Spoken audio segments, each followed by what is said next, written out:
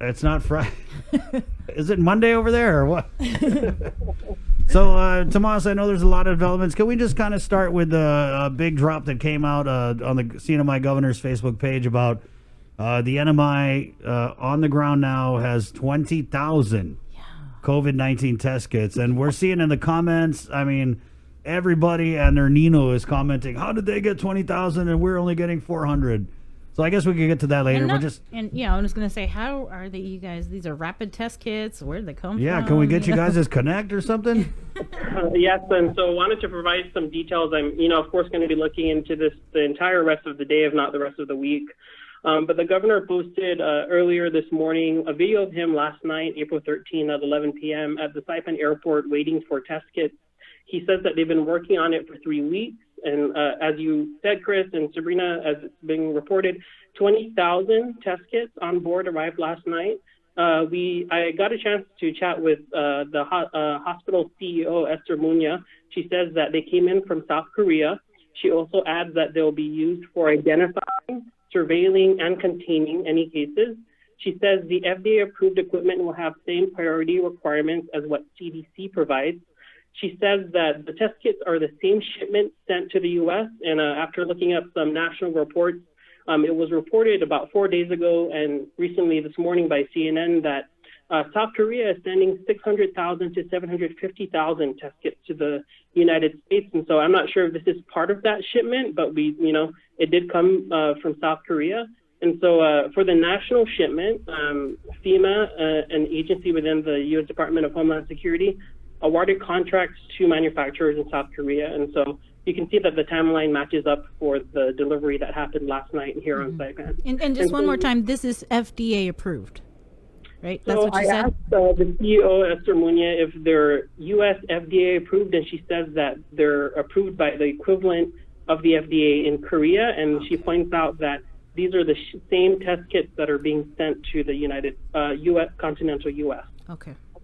And the governor in that post said that there are more on the way, but we're not sure how many more specifically for the CNMI.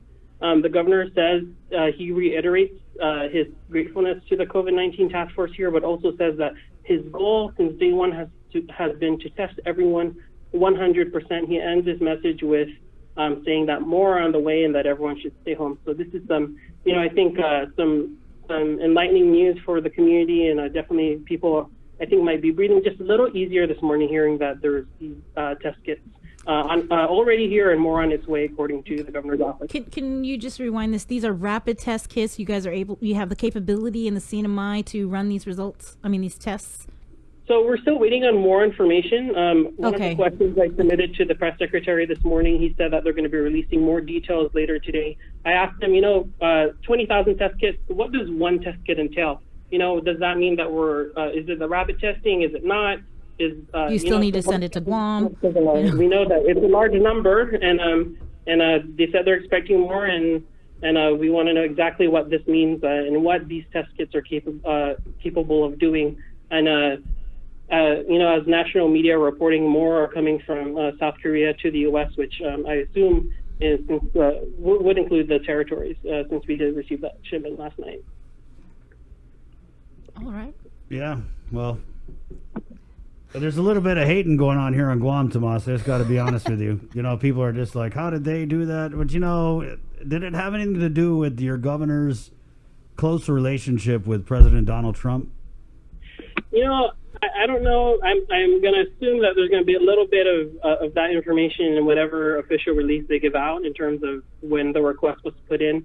What he did share on that announcement on Facebook was that he's been working on this for 3 weeks. So I'm not sure if he's been, FEMA is involved based on national reports, but not sure who he exactly spoke with.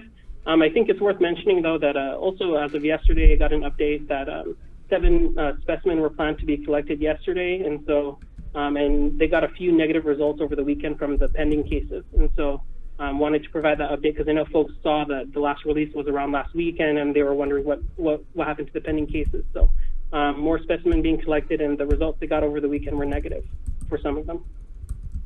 Okay. Yeah, and Chris and Bree, if I could share too, a lot of people are also still wanting to have a daily press conference or so. I think by our count, it's been about 15 days since the press had a briefing with the governor, and since the death was announced, first death in the CNMI related to COVID-19. Right. And so I think a lot of people are also waiting to hear from that and be able to ask more of these questions, especially with the thousands of test kits we currently have now. Yeah, I mean, we're all dealing with the frustration of accessibility and transparency. I mean, you guys aren't alone. I mean, we get a press conference every day. We get 2 questions, and even that's up in the air sometimes, depending on your first question. Yeah, so definitely going to get more info on these 20,000 test kits for all the viewers out there, wanting to know how it happened and what that looks like. The governor also saying that he's hoping to, put them into use in the next week or so. Right, and so I think that's going to be the next thing is logistically, how do we get these 20,000 test kits out to the community to get people tested, right? And that's going to be what you're tracking down? Yes, definitely. I've already had some private messages from viewers about, does this mean we're going to have drive-through testing? We don't know any of that yet, but we're going to get those questions answered for sure. Yeah. All right. Yeah, I just sent an email to FEMA and see if we could get some information on whether they helped in the transportation of these test kits and, right. Any kind of additional information as we wait for the CNMI governor to talk to you or me. Yeah, what's the deal? Is he just like scared to answer questions, or he's not he's not quick on his feet? I don't know. I know Adriana put in a request to speak to him last week, and they said that they're able to do Zoom interviews. I think she might have put in a request last year. I don't know. Yeah. I've requested a few times. Yeah, we got close. I mean, they're willing to do one-on-one interviews based on availability, and we know during this time availability is scarce. So, right. Yeah, but based on availability. All right. I mean, I'm pretty sure they got someone who is the CNMI's Crystal Pacos and Augustine that can be made available to answer questions or try to answer questions. Okay, yeah. Well, we'll just put in the request right now. We'd like to see if the CNMI governor or Kevin Bautista can do an interview any day. Right. Anytime. That's what I do. Tomas, and kudos to the media because in dealing with, first of all, everyone's trying to save lives. We understand that, right? And then, the GovGuam, the governor's office, Adelup people, they're trying to, do what they can to organize the information going out there. So we get it. But what the media has done is we've rapidly evolved and we've learned to move around these barriers. And does it annoy the hell out of them? Yeah, it does. But, we got a responsibility to get this out to the people. So for every one person they put a muzzle on, we'll find 2 more that want to talk to us. And we broadcast live in the CNMI on our stations. So, we understand the importance of getting the information out to not just residents here on Guam, but residents also in Saipan, Tinian, and Rota. Yes. Yeah, there's definitely, I don't need to explain it to you both, but, there's so much importance in having the entire press be able to ask questions back to back, uncoordinated. It's crazy. I don't understand why they don't get it. I mean, ooh. Yeah. I don't understand. But you're doing a great job, Tomas. You are, yeah. We really, really appreciate everything that you're doing. I know you're going to school too, but thank you so much. Yes. All right. Hope to have more updates tomorrow and get these questions answered. So thanks again for all you do. All right, you too. All right. Tomas Manglotnia from the CNMI is actually on Saipan right now. Let's keep it moving on the phones. Did you have some? Oh, no, I just wanted to give people a heads up and just a reminder that Tomas actually is going to be interviewing the CNMI congressman this Thursday. That will be live, I believe, at 10:15 right after our show. Wow, a congressman who does interviews with the media? Where'd they get one of those?